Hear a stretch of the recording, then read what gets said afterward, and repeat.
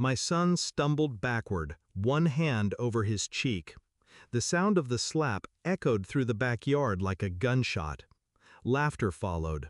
Cruel, contagious. My wife's brother, Chad, smirked as if he'd done something noble. Like father, like son, both useless. Then came the chuckle, deeper, older. My father-in-law, sitting on his throne of patio cushions. Well, he said, lifting his drink, he needed to learn some shame. And everyone just kept eating. My son blinked hard. He didn't cry. He looked to me, and I didn't rush to him, didn't shout, didn't throw a punch. I just stared at the microphone clipped under the center table, blinking red and alive. They didn't know, but I did, and that was all I needed. The fracture started years ago. They never liked me. I knew that. They never tried to hide it. Too quiet, too principled, too blue-collar. Their words, not mine. But my wife, she always defended them, always said they didn't mean it, that I shouldn't take things so personally. So I stopped reacting. I became a shadow at their dinners, a name they remembered only when something needed fixing. The family's silent handyman. They tolerated me because I stayed quiet. And then we had a son.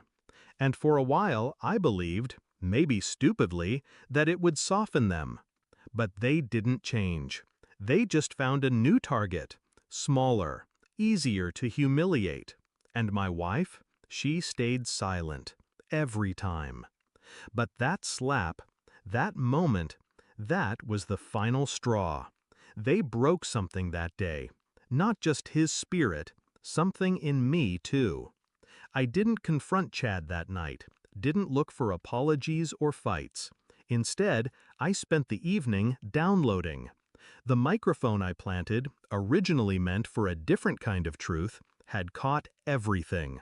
The slap, the insults, the laughter, even my wife's voice, whispering to her brother, "He's always so passive, he won't do anything."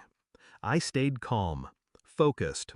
I collected old texts, videos, photos, family dinners where I was cropped out, conversations my son had recorded when no one thought he was listening. I started seeing a pattern.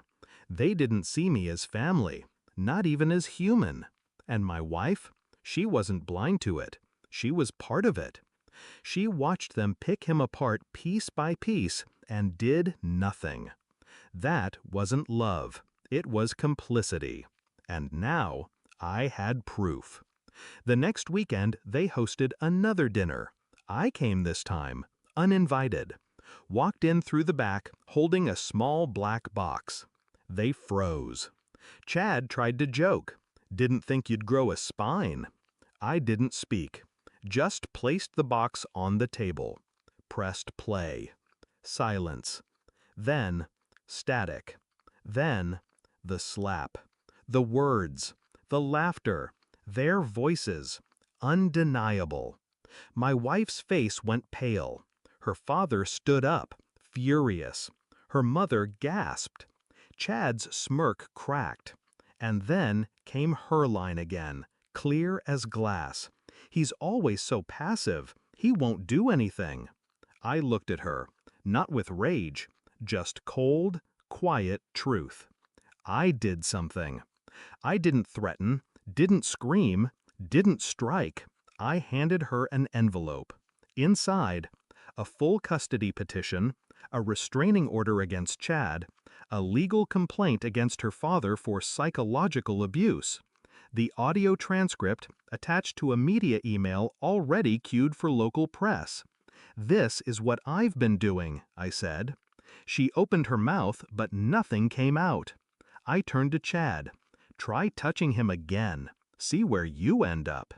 His fists clenched, but he didn't move, because now I wasn't alone. Now the law stood beside me, and the truth. I took my son's hand, and I walked out. Not in rage, not in haste, in silence. Like a man walking away from a burning house. one he set on fire, brick by brick, with nothing but truth and a wire. We live quietly now. My son laughs more, sleeps easier, no more sudden flinches, no more whispered apologies for simply existing. As for her family, they lost their jobs, their reputations. Turns out, society doesn't smile on men who slap children and laugh about it. My wife sent a letter, 4 pages. I didn't read it, because what mattered had already been said, by her own voice. The microphone had been on, but so had I. And now, I don't wait for their approval. I don't need her loyalty. I built my silence into a weapon, and I used it the only way that mattered. Final line, they taught my son shame, so I taught them consequence.